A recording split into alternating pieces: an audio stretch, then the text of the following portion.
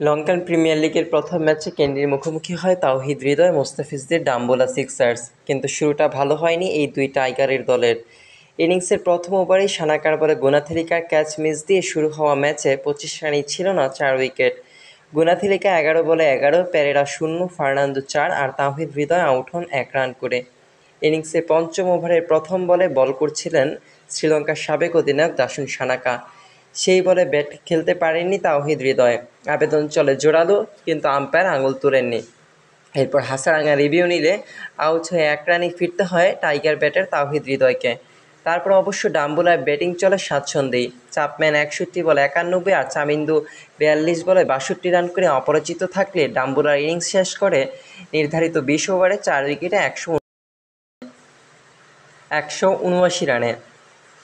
জবাব দিতে নেমে শুরুতেই নাই আন্দ্রে ফ্লেচার। থুসারার বলে কোনো রান না করে আউট হন তিনি। মোহাম্মদ হারিসও টিকতে পারেননি বেশিক্ষণ। লঙ্কান প্রিমিয়ার লিগে এবার প্রথমে বল করতে এসেই উইকেট শিকার করেন মুস্তাফিজুর রহমান। নিজের হাতেই নেন হারিসের ক্যাচ। হারিস আউট হয় 8 বলে 5 রান করে। তখন কেন্ডির স্কোর 3.1 ওভারে 26 রানে 2 উইকেট। হারিস আউট হওয়ার পর ম্যাচে ভালো করেই ফিরে আসে কেন্ডি। তৃতীয় উইকেট পেতে ডাম্বুলাকে অপেক্ষা করতে হয় 9.4 ওভার পর্যন্ত। কুশাল মেন্ডিস 20 বলে করেন 27 রান। 13তম ওভারের শেষ বলে চঞ্জিমাল আউট হয় 40 বলে 65 করে।